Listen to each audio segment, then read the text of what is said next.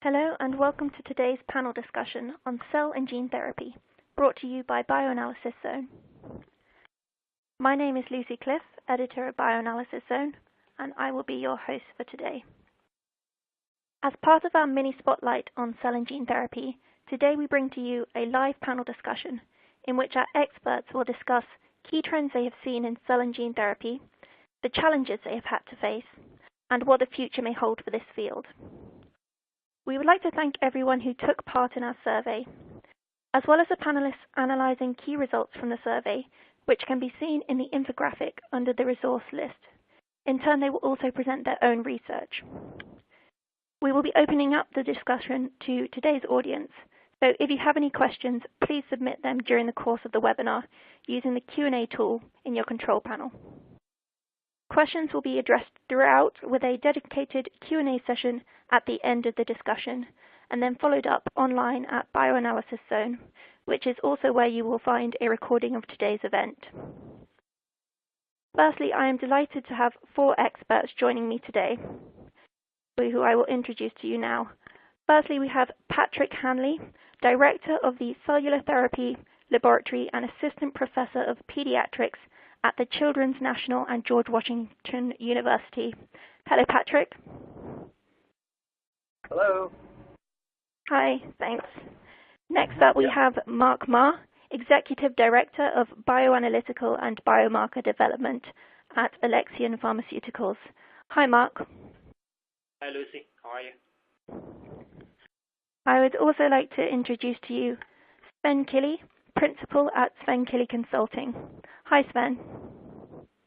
Hi, Lucy, and good afternoon, everybody. Thanks, Sven. And lastly, we have Weiping Shao, Vice President of Biologics Services at Frontage Laboratories. Hello, Weiping. Hi, Lucy. Hello, everyone. So those are our panelists for today. We will begin our discussion by each panelist introducing their research, the challenges they face, and their future hopes. We will then review some of the survey results, including current trends in cell and gene therapy. Next, we will look at current challenges of these therapies before concluding the session by discussing some of what the future holds for this field. So firstly, I'm going to hand over to Patrick to present his current research in cell and gene therapy. Take it away, Patrick. Great, thanks, Lucy. So first, to give you an idea of my background, I've been in the field for about 13 years now. I trained at Baylor College of Medicine, where I first developed a method to generate virus-specific T cells from umbilical cord blood. And these T cells were unique because the T cells were naive. They weren't from memory virus-specific T cells. We then translated that into a clinical trial where I manufactured those cells in the GMP facility, and then afterwards I trained with Adrian G., the manufacturing director at CAGT in Houston. And then shortly after, about 2 years, after 2 years of training, I transferred to Children's National here in Washington, D.C., where for the last 6 years now I've been the director of our GMP facility. I should also say that I am a co-founder and on the board of directors of Mono Therapeutics, a startup company that uses ex vivo expanded T cells to target tumors as well as viruses. And so I have some experience transferring out of academia into industry as well. I wanted to talk about some of our key challenges, which are toggling between the scale of processes for process development as well as for large-scale manufacturing. So right now, at least in the academic setting, we tend to generate virus-specific T cells and tumor-specific T cells in a scale that's not suitable for process development, nor is it suitable for large-scale manufacturing. So we tend to use G-Rex 10 devices, these gas-permeable culture devices, or 24-well plates. And so while that suits our needs, we're able to develop autologous therapies or donor-directed therapies for patients. We're not able to quickly make changes to that process in a G-Rex device, for example. If we talk about mesenchymal stromal cells, if we manufacture these MSCs in the quantum, trying to make changes in the quantum is really challenging because it's not a 96-well plate. So it takes a Herculean effort from staff to manufacture the media and then prepare the media and make the cells to make the changes. And so we're evaluating other ways to do this process development and make these changes. Another challenge that I wanted to bring up, which is not technical, but is a very important challenge that we have in the field right now, is hiring, training, and retaining staff. As you know, cell and gene therapy is booming right now. I think one of our questions will talk about whether this will persist. But because of that boom, it's really hard to find qualified people and to keep them, especially in the academic setting. But I know that many of the contract manufacturing organizations are undergoing some of those same challenges as well. And so how do we address some of these challenges? Well, we've been pretty successful at partnering with device companies for process development and scale-up. Some of those companies include Terumo with the quantum, whether that be with MSCs, and recently we tried manufacturing T-cells in the quantum as well. And recently we've also partnered with Sartorius, working with their IQ for process development, and that's been successful for us as well. For staff, we enable staff to grow with us, so we've been growing quite rapidly over the last 5 years or 6 years, and it's important for me that they grow professionally within our team, and we try and retain them as best as possible by empowering them and showing them that they do have a role and a purpose here on our team. Also, ironically, social media, I recognize that we're all not millennials, but social media has played a large part in our recruitment. It's funny that I now get referrals from colleagues who have someone moving to the DC area or their partners moving to the DC area and they need to find a job, and some of our highly qualified people have come via social media recommendation. So that's just something to keep in mind. So where are we in the future? I think we'll talk about some of this later, but I think if some of the pharmaceutical companies or biotech companies were able to provide kits, then maybe we could do decentralized manufacturing, which would drive down costs, which would enable more hospitals to do this and not just centers of excellence. And then also I think there's a role for vector-free transductions, or virus-free transductions is what I meant. And we can talk about that later as well. Thank you. Great, thank you, Patrick. Up next, we will move on to Mark. So over to you, Mark. Hi, thanks, Lucy. This is Mark. My background is always with the biotech companies. I joined Amgen in 2002. I worked in there for 13 years before I joined Alexion. So it's quite a long journey. And also, I definitely for the past years, past decade, we see the natural growing in the gene therapy from the traditional large molecule, small molecule therapies. I think in terms of the challenge for supporting the gene therapy, I think I have to kind of highlight a couple of things from the pure bioanalytical and the biomarker area. The number one is really I try to define or identify the suitable method. I mean, talking about the different platform selection, reagent, assay format, and to support different purpose, especially for the gene therapy and the cell-based therapies. And the second challenge I would say is the regulatory guidance in this field is quite lacking or weak in that regards. We have a couple of the published guidelines in this gene therapy area, but there's no like a detailed guidance on how do we perform the method development validation, especially. I think that's leave a gap for each individual organization to figure out what's the proper way for the method validation.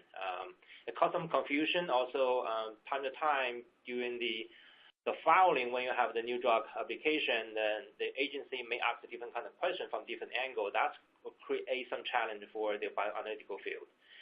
And the third one, I think, is a quite challenging issue. I do not have a clear answer for that, but definitely it's a challenge between the preclinical and the clinical, because for the gene therapy, be specific, you can dose animals, you can running the biodistribution studies, you can take different species, different tissues from animal.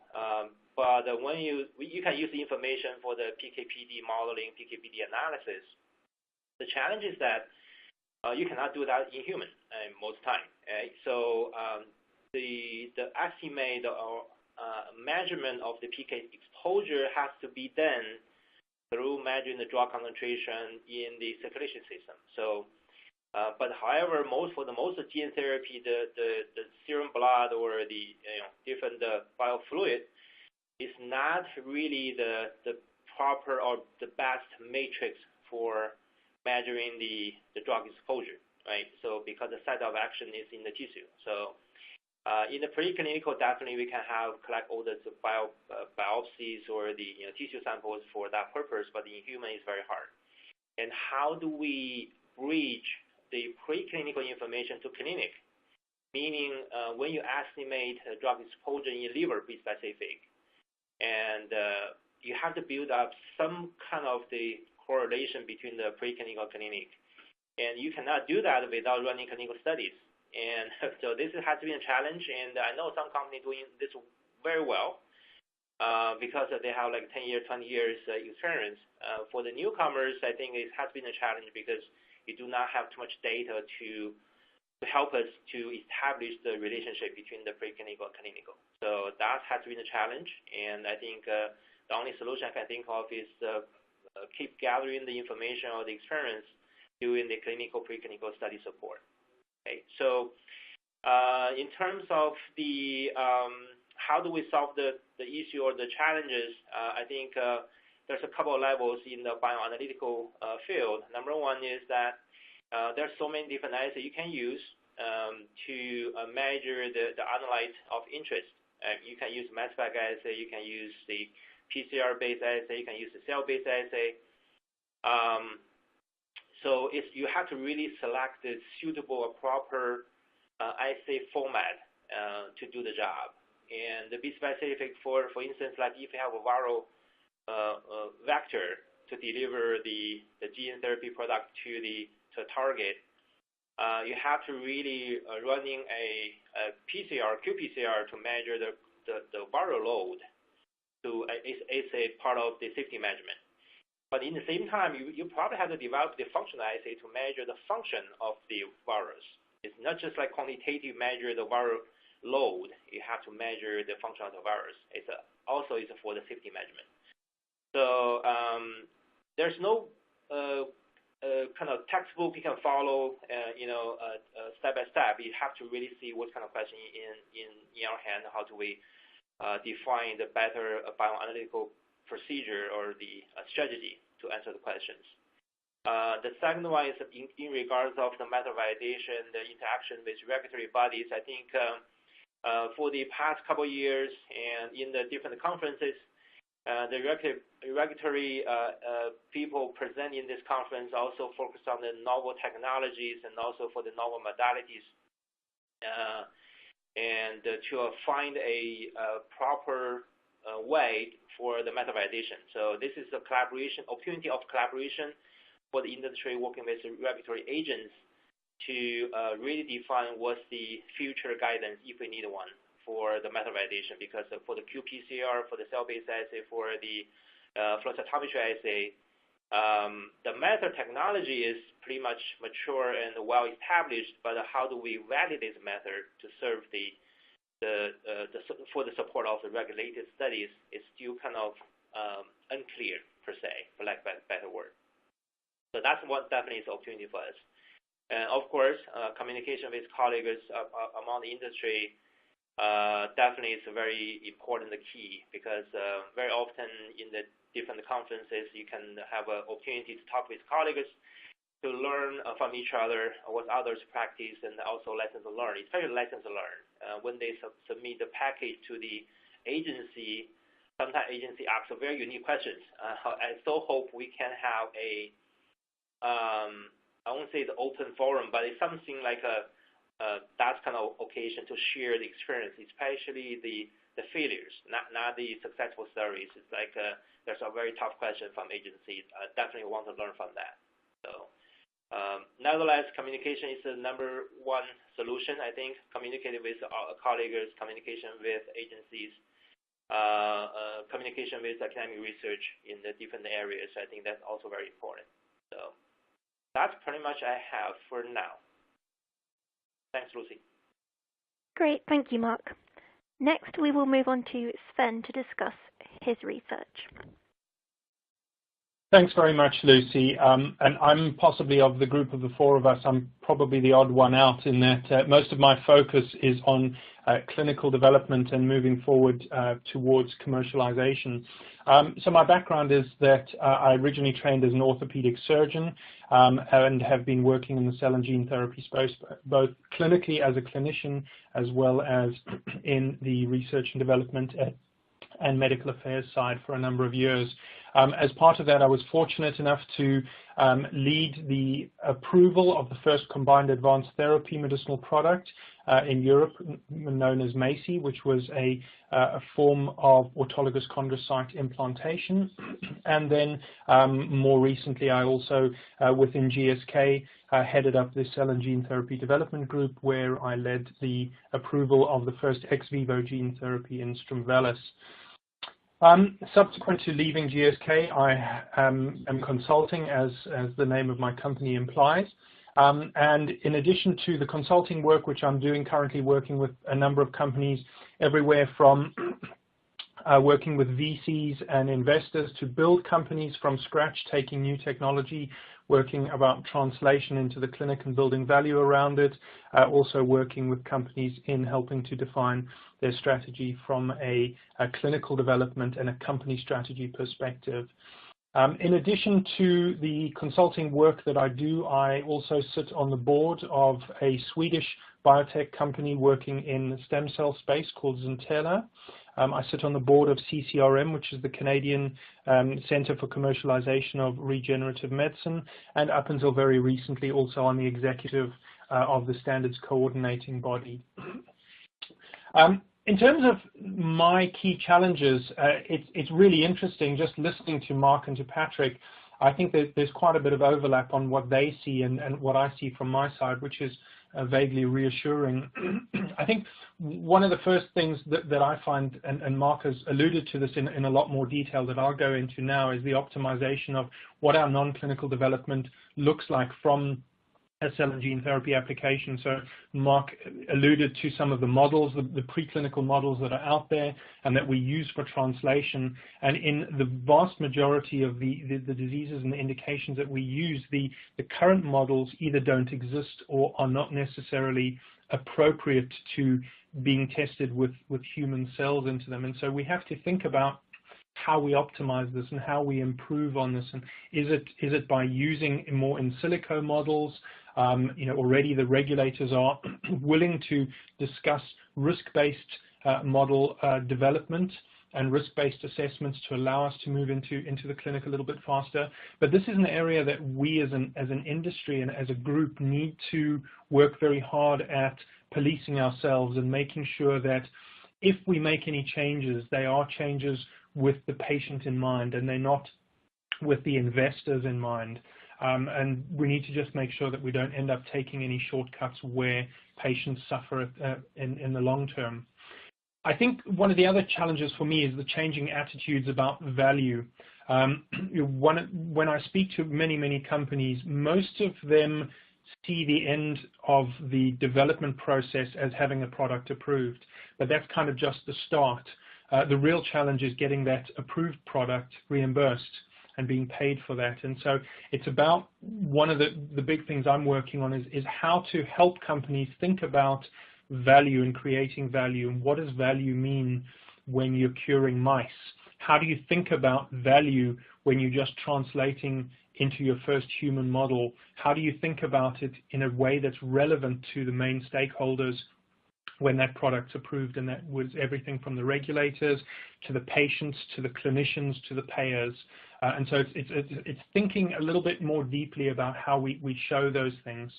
And then access to therapies. And this is kind of a big thing that I'm very concerned we are starting to lose sight of.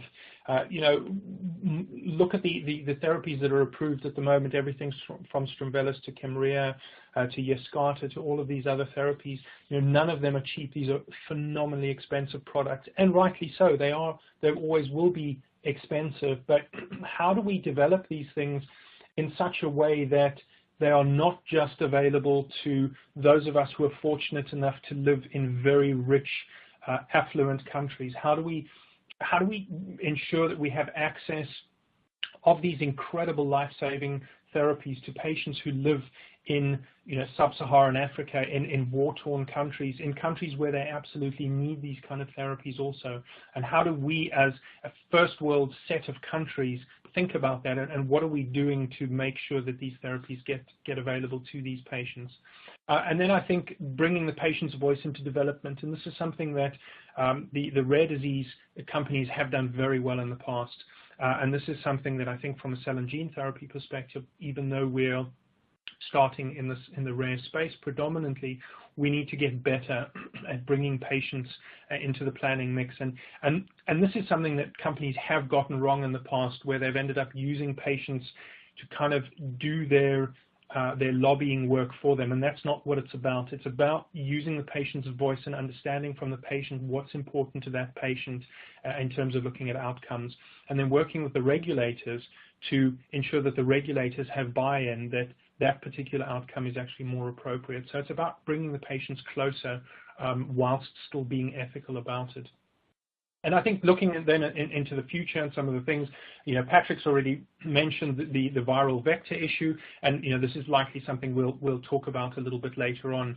And then something else that I've already touched on is payment and reimbursement, and how do we think about paying for these therapies? These initial therapies are phenomenally expensive, and hopefully we'll be able to bring the cost of development and then the cost of goods down on these therapies, making them more affordable. But still the mechanism of payment and the way we look at them changes substantially. Instead of from a tablet which is taken on a daily, weekly, monthly basis and is paid for as such on a chronic basis, now we've got therapies that are potentially given once in a lifetime, once every few years.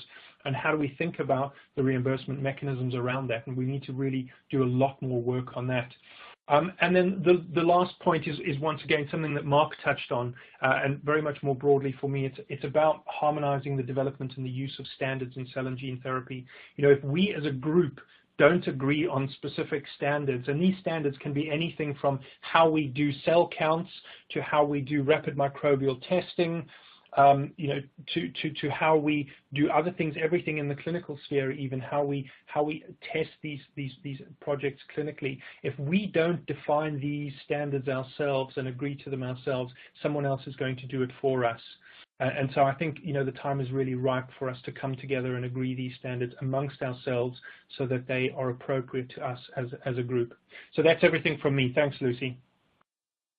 Great, thank you, Sven. And finally, we will hear from Weiping. Good morning and good afternoon. Thank you, Lucy. I actually currently with Frontage. My responsibility is to oversee overall operation, scientific achievement, and the regulatory record of PK, immunogenicity, and biomarker analysis to support all biologics, including new modalities such as gene therapy and cell therapy, and also oversee clear compliant method validation in the testing. We are clear certified facility lab as well. We also support genomic services such as qPCR and next gene sequencing. Before joining Frontage, I was with Regeneron Pharmaceutical in New York, and prior to that, I was with Merck as well. So I have overall 20 years plus experience in the pharmaceutical and the biotech industry. In terms of the current challenge I see in gene therapy, number one, just echo to what Mark said. For bioanalytical scientists, there is a lack of specific regulatory guidance on the development and the validation of these emerging bioanalytical methods, such as qPCR and flow cytometry, to support regulatory non-clinic and clinic studies. It takes a long time to really come to agreement with a scientifically sound guidance, even for bioanalytical methods validation for PK and immunogenicity. It took so long to get there. I think this is certainly a new area that comes to the industry and the regulatory we have to work together as a team to really bring the experience and knowledge, find a scientifically sound guidance to really guide how we address the assay questions to provide quality data to support these new modalities. The second, what I see is, as we always see, new technologies, they all demand better sensitivity, more robust assays, better specificity assays. For example, qPCR, we see qPCR sometimes see non-specific binding because of the interference from, chemicals from the residue proteins in the sample matrix that can really impact the tag polymerase and also primer annealing. So better sensitivity in a specific assay or even robust assay is always on demand. The third is the complexity of evaluating the immunogenicity assessment, not like a typical monoclonal antibody or protein therapeutics. Here you're talking about end-of-vector immunogenicity and the transgene product immunogenicity and positive controls, reagents, so these are different scale in terms of immunogenicity assessment compared to traditional biologics. The fourth is the clinical relevance, right? We know that the gene therapy, we typically see a lot of prevalence of pre-existing ADA response. So we need to understand what really means. You get high prevalence of the pre-existing ADA, and how do we define treatment emergent versus treatment boost ADA, and what's the relevance to the clinic as well, right? So these are the four challenges what I see. For the future directions and a trend, I think Mark mentioned as well that,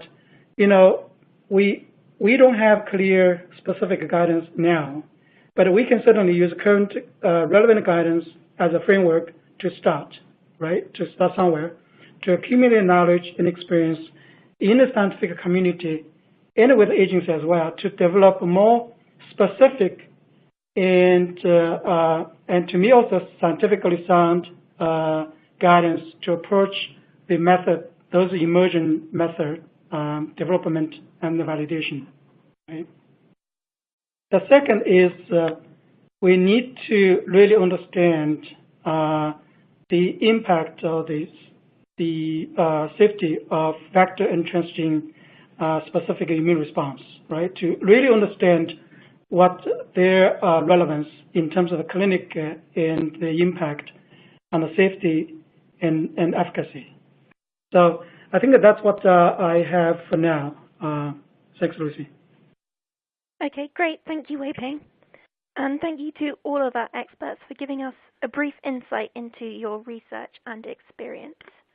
So moving on, we are now going to take a look at some of the survey results, starting with the current trends in cell and gene therapy. So for the majority of respondents, cell and gene therapies represent less than 25% of their portfolio compared to traditional small and large molecules.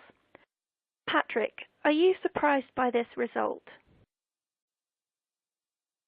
No, I think the cell therapy and gene therapy field is still quite immature. I think to Sven's point, there's still many challenges that remain to getting a reimbursement for these therapies, and I think it's important to consider that the success of Kymriah and Yescarta in some ways is really critical to the entire field, and that's because if we can't get reimbursement for these already approved therapies, then at some point the investment community is going to stop investing in these companies because they're going to be convinced that there's not a long-term future. There's not a way to get reimbursed given the current model. And so I think that there are ways to address this. I think there's ways to make this process simpler. Does every cell and gene therapy product need to be collected in an academic institution or academic hospital,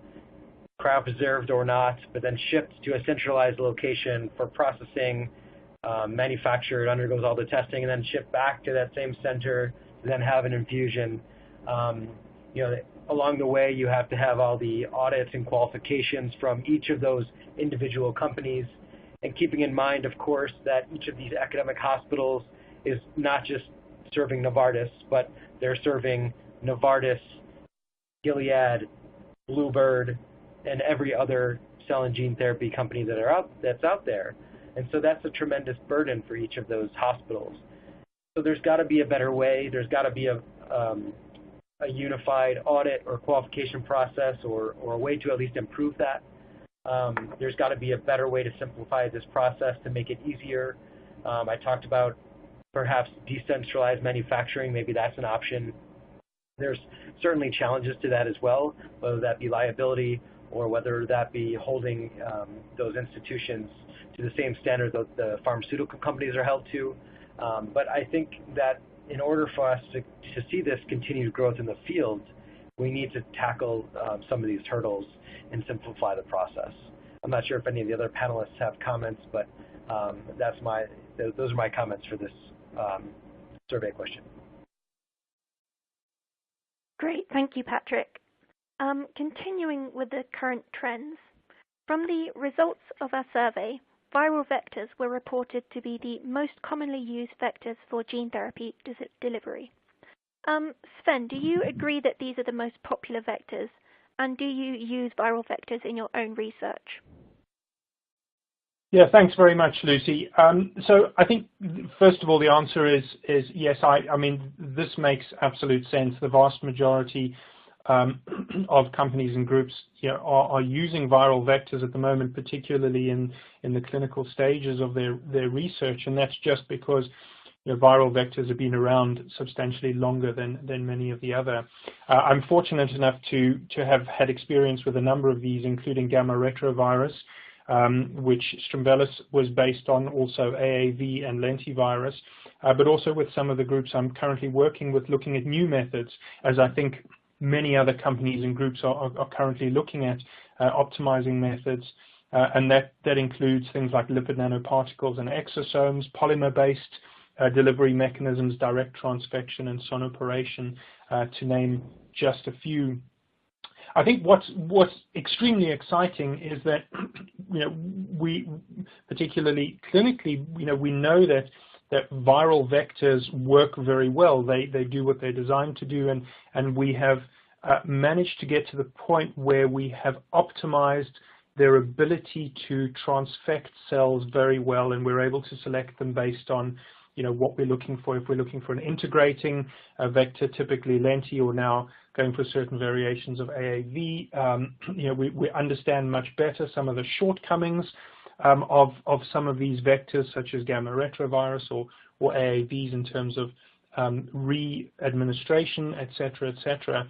I think obviously everyone is very aware of some of the major challenges, and these are around our ability to manufacture them, particularly if we want a safer virus, such as a replication incompetent vector, because of the virtue of the fact that it's replication incompetent, makes manufacturing it much more challenging, and then the ability then to scale it up appropriately in terms of stable cell lines, being able to move from adherent manufacture into more of a bioreactor, much as large molecules, antibodies, and things like that are manufactured, is turning into be more of a problem than we might have anticipated initially. Granted, there are some groups that are getting it right, but it's probably not being perfected as rapidly as the field needs it to be perfected.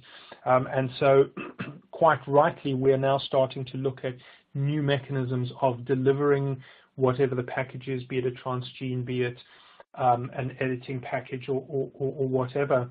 I think also, as we learn more about this field, our needs are going to become much more specific in terms of tissue tropism, different mechanisms of targeting, being able to stay in a certain place or in a certain tissue type for longer or shorter, etc. And so the ability to be able to tune the delivery mechanism that we have becomes very important, as well as potentially the size of the payload that needs to be delivered. And so, quite rightly, a lot of work is going on in this area. I think one of the challenges that this potentially poses is that there are very few non-viral delivery mechanisms being used clinically. And so at the moment, if you're taking a new therapy using a non-viral delivery mechanism into clinic, not only are you testing your delivery mechanism, but you're testing your medicine, as it were. And so there immediately are two areas of uncertainty. And that's always, from a clinical development perspective, is a much more challenging place to go. So I think we've got a lot of work ahead of us still, but I think if we do this, we ask this question again in probably a year, 18 months, those results might be slightly different. I'm sure many of my colleagues have a lot more experience in this field than me, so I'll let anyone else chime in at this stage. Thank you, Sven. Mark, what do you think about this question, and do you maybe agree with what Sven said?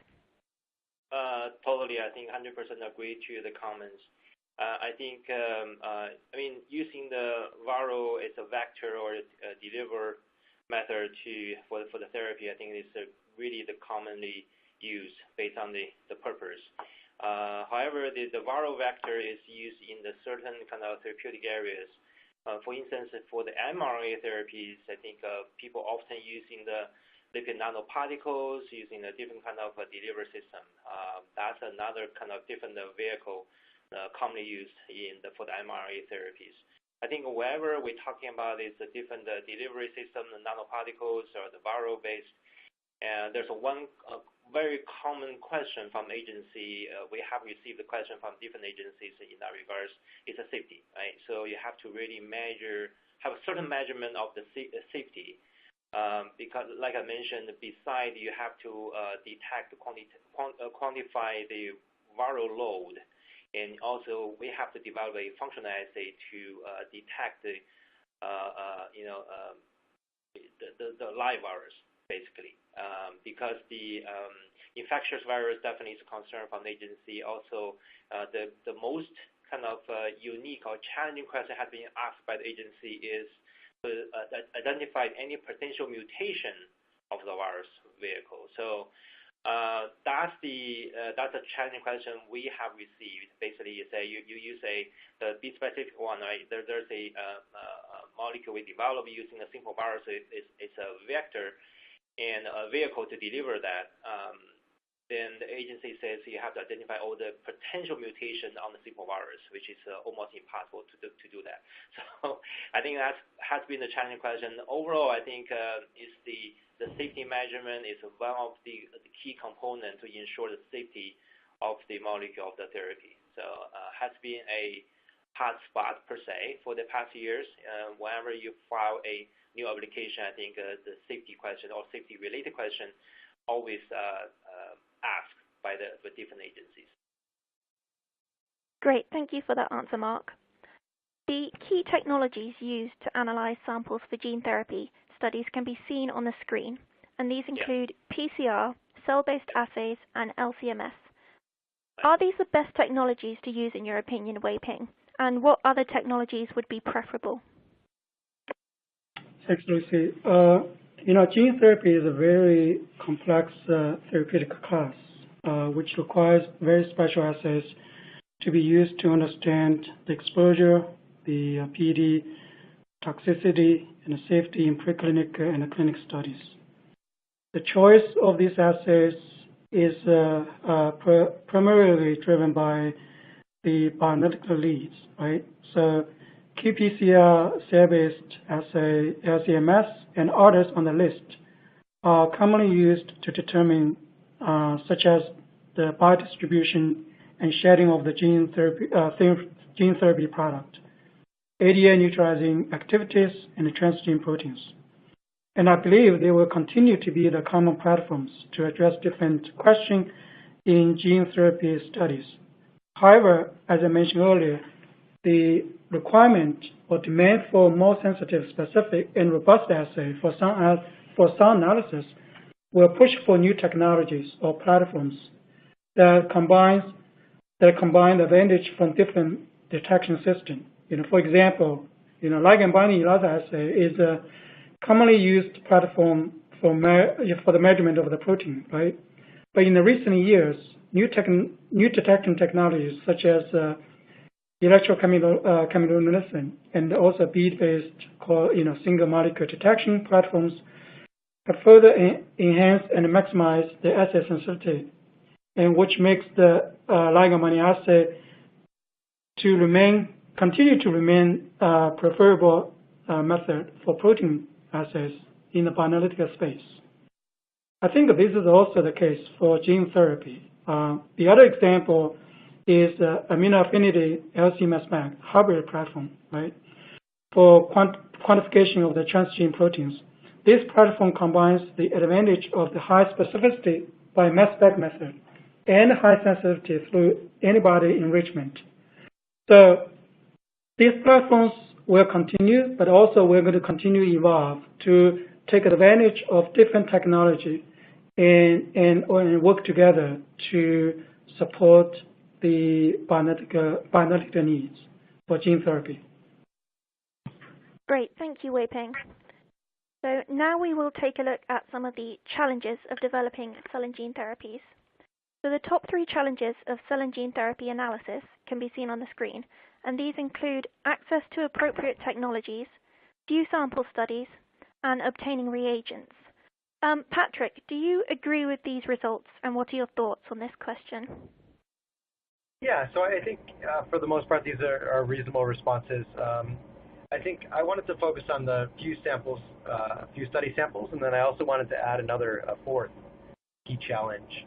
And when it comes to study samples, I wasn't quite sure whether we were talking about study samples during the manufacturing process or study samples from patients, but I'll tackle both. So I know that a number of manufacturing devices are currently being tested that allow for real-time sampling, and I think this will be very helpful for us as we try and determine CQAs and parameters for manufacturing and things like that. When it comes to actual study samples from patients, I think there's a couple ways to tackle this. I think having a strong academic partner and looking at these patient samples early in the process, whether that be phase 1 or even before, is critical. I think it's a lot harder to do this on a large scale.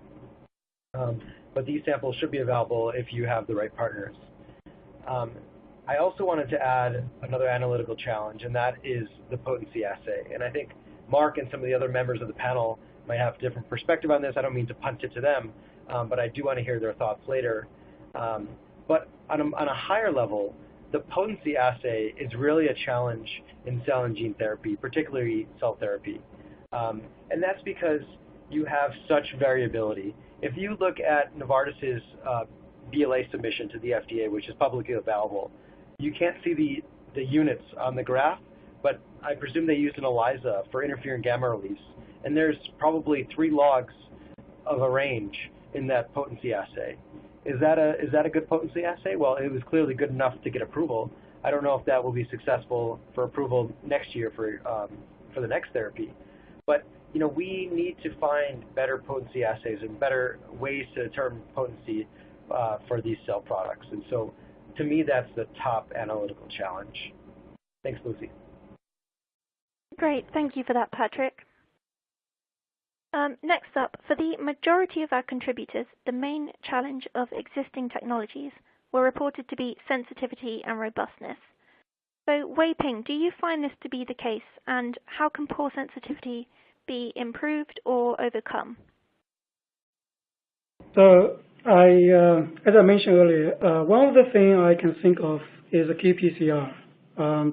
So qPCR has been widely used as the gold standard technology to measure the exposure of vectors and the vector shedding in gene therapy. However, the assay is susceptible to interference in samples such as residue proteins and chemicals that can inhibit tag polymerase and primary annealing, which can cause really poor quality data, especially in the samples with a low abundant target, right?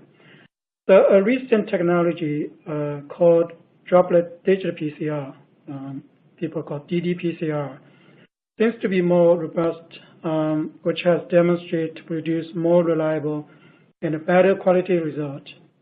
It basically partitions each sample into thousands of uniform, kind of narrow-liter-sized droplets and offer direct and independent quantification of DNA to provide more precise and reproducible data, especially in the presence of sample contaminant that could potentially inhibit Taq polymerase and primer. Another important assay for gene therapy is to determine whether the transgene protein is expressed or the expression of the target protein is changed, resulting from the gene therapy, right? The ligand binding assay or LC-mass spec assay have been used to determine the level of expressed transgene proteins. When trying to quantify very low-level proteins, the sensitivity as well as the robustness of typical immunoassays or LC-mass spec assays can always be challenged. More recent technologies such as Simoa from Quanterix and Singulex have proven to be high sensitive with assay sensitivity up to femtogram per ml. For nucleic acid therapeutics, at Frontage we have developed ultra-sensitive and specific hybridization-based ECR method for the quantification of the nucleotides by achieving the low limit quantitation of about 20 picogram per ml in plasma. So there are ways to achieving much better and high sensitivity when we combine different technologies, especially the advantage of different technologies. Thanks, Lucy. Great, thank you, Weiping. I think we're going to move on now to the challenges, more challenges of developing cell and gene therapies. So when bringing gene therapies to market, the top 5 challenges reported were cost, issues with technology, requiring highly skilled experts, production time, and facility capacity. So what can be done to overcome these obstacles? And I'll direct that question at Sven, please. Thanks very much, Lucy. I think this is probably a 2-day on, so potentially there are an enormous number of things that we can do, and I think a lot of them we are doing. So what I'll try and do is address each of them very, very quickly and just give a few thoughts to that, and then ask any of my colleagues that if they feel there's anything they would like to add that's burning. I think in terms of cost, I think we need to remember that developing a new therapy, be it a cell and gene therapy or be it a small molecule or a large molecule, is always going to be expensive. There always has to be a large outlay of money ahead of time in order to be able to bring things forward. So that's kind of a given. But I think as we learn more about these therapies, remember we've been doing this for a very short period of time. The first product was only approved about 7 or 8 years ago, and so we need to really understand the mechanism of action very, very well. We haven't gotten down to, even in many of the indications we're working on, understanding the pathophysiology in sufficient detail at sufficient level. And so as we learn more about the products and the diseases we're trying to address, I think we'll become more efficient, and as we become more efficient, so the savings will be able to be realized. I think also as we better understand the risks associated with these therapies, so we'll be able to optimize the way we develop them.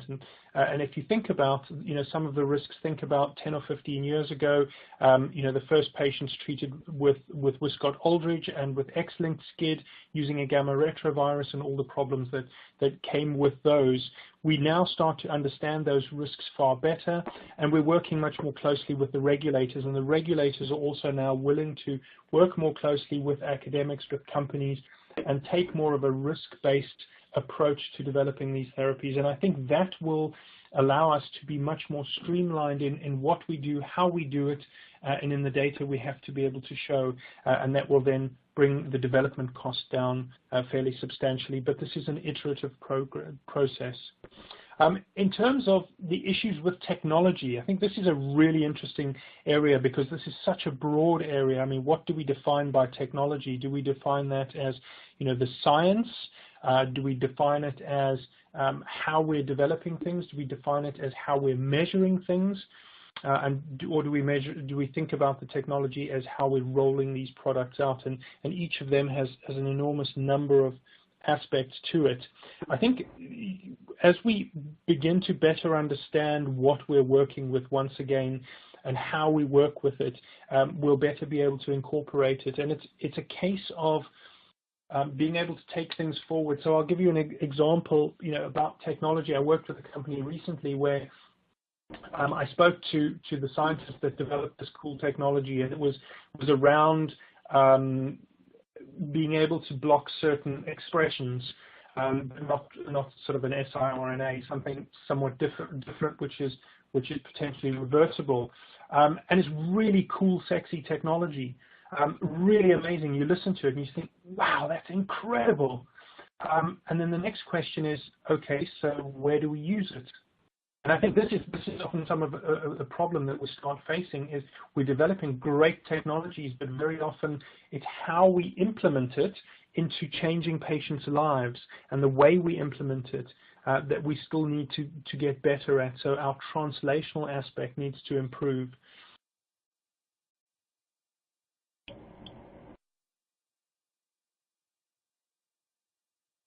Okay, moving on, we'll have an audience question, which is, do you feel that the focus on existing bioanalytical regulations is limiting our ability to move quicker within these exciting therapy spaces?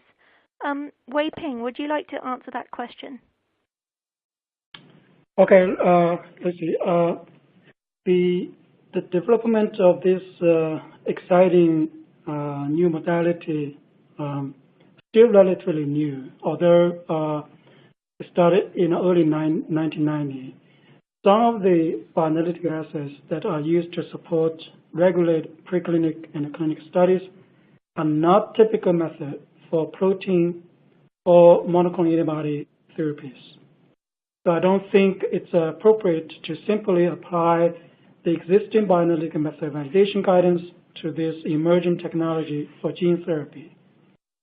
However, I think the principle from the current guidance on the assay performance and the characterization can be leveraged to ensure that the method provides reliable and quality data for scientifically sound analysis, which sometimes we call, fit for purpose assay validation, to make sure that the data is sound for the fit of the purpose of analysis.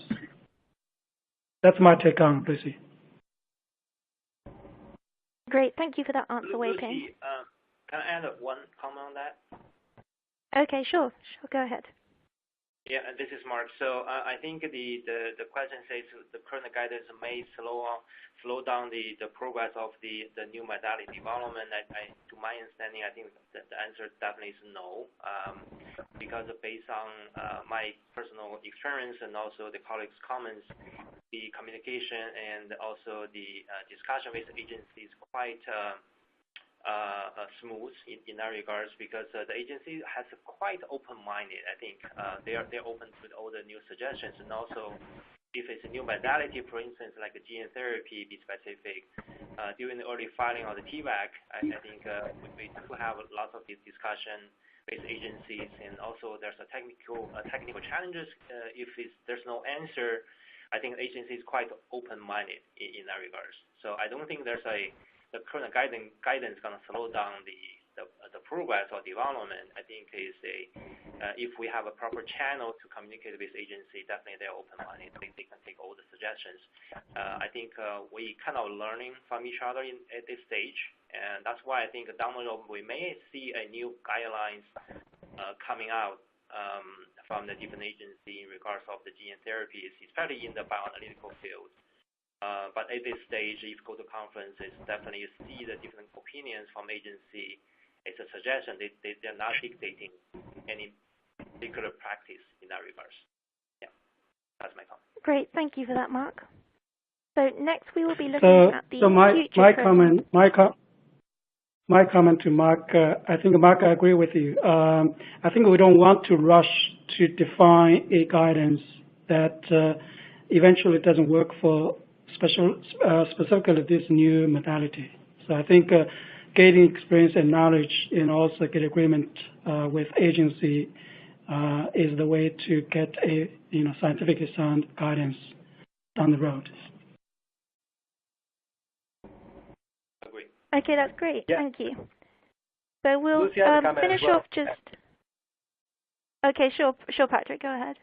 Yeah, I was just going to comment that I think guidances will take some time to develop, and in some ways they can often be too prescriptive and don't work for every company. But what FDA has done a great job of is establishing at least in the U.S., the RMAT designation, which will give you unfettered access to FDA.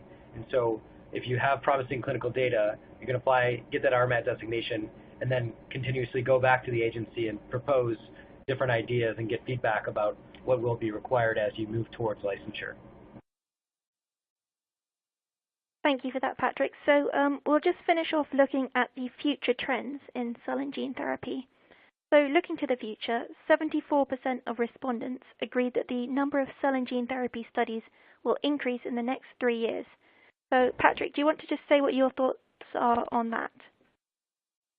Yeah, I think it's a lot of what I mentioned before. If these companies, that are in the forefront are successful, your Kymriah, your Yescarta, some of the other gene therapies, then yes, I think that there will be continued investment in the field, and I think we will continue to grow. My first reaction when I looked at this survey was, who are the 26% that think that this is not going to grow? These are fools. And then I thought to myself, well, actually, maybe they know something I don't. And then so I thought about it a little bit more, and I think that's what it is right now we're at an inflection point. If these are successful, then there are companies out there who are focusing on single gene mutations who will just pick off these rare diseases one by one until the economic system can't pay for it anymore. But at the same time, if we're able to find a payment model that works, then both the companies and the patients will benefit from this. So if we can come up with a model for payment that works, and I think we will, Sven's comment about identifying efficiencies in the system as we do this more is absolutely true. I love when Bruce Levine says that it's the same thing with the Model T, right? Very few people could afford the Model T when it first came out, but now many people in the U.S. and worldwide have automobiles. It's the same thing with these sort of cell and gene therapies. So at the end of the day, if we can improve these processes, make them more efficient, then I think we will continue to see the growth. But if the shareholders of Novartis and Gilead continue to be disappointed about the number of patients that are enrolled, and we continue to see 100 or 200 patients enrolled per quarter, then I don't think that we're going to continue to see the sustained growth. Great, thank you for that answer, Patrick. So I'd like to thank all of our panelists for giving the. Yep. There's a few questions. I try to address those questions if I can. The first question is talking about whether the digital PCR can replace the traditional qPCR. I think there's a pros and cons using the digital PCR at this stage. Throughput is one of the issues. The pros is that you can do the electronic interface with the LIMS system at this moment using the digital qPCR machine. I don't think they can completely replace the traditional qPCR. Down the road, maybe there's a chance, but right now I think probably you're going to use both if you have a high throughput need to running samples. Probably traditional qPCR is still one of the platforms we're going to go with. The second question is that the acceptance criteria for the qPCR assay, I definitely do not believe the 15%, 20% going to apply to the qPCR method. Using my own experience, we present the assay with a 50% accuracy and precision. The data was accepted by the agency. So probably that's the worst case, I would say, but I see the better data from the recent cases running qPCR method. You have 20% total error, which is great. But the case I experienced was a 50% assay, qPCR assay. Great. Thank you, Mark, for answering those audience questions. Unfortunately, we've actually run out of time today. So any questions that we haven't answered from the Q&A session, we will answer offline and post them on the Bioanalysis Zone website. So thank you to all of our panelists for their time and insight. And you will shortly find a recording of today's event at www.bioanalysis-zone.com/webinars. I would like to once again thank all of our panelists and also to our listeners for your time and insightful questions. I hope you've all enjoyed today's panel discussion. And thank you very much for tuning in, and I hope to see you at one of our upcoming Bioanalysis Zone webinars. Bye for now. Thanks, Lucy. Thanks, everyone. Yeah, Thank you, thanks, Lucy. everyone.